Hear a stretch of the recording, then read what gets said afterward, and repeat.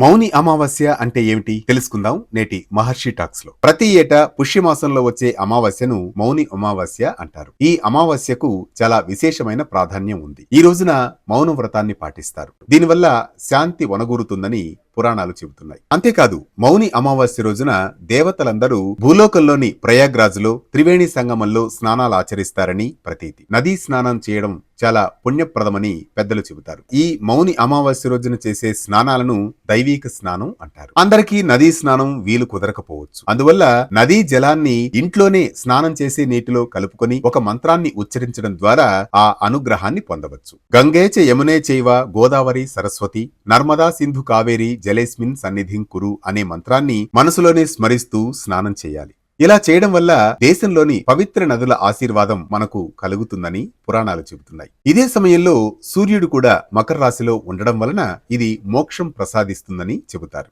పితృదోషాల నివారణకు మౌని అమావాస్య చాలా విశిష్టమైనది. ఇది మౌని అమావాస్యకున్న విశేషం. ఇలాంటి మరిన్ని అంశాల కోసం సబ్స్క్రైబ్ చేసుకోండి మహర్షి టాక్స్, మీ ఆర్కే కొత్తకోటతో. సంప్రదాయాలు, ఆచారాలు, పండుగలు, పర్వదినాలు వీటన్నిటి కోసం మీ మొబైల్లో డౌన్లోడ్ చేసుకోండి వేటు న్యూస్.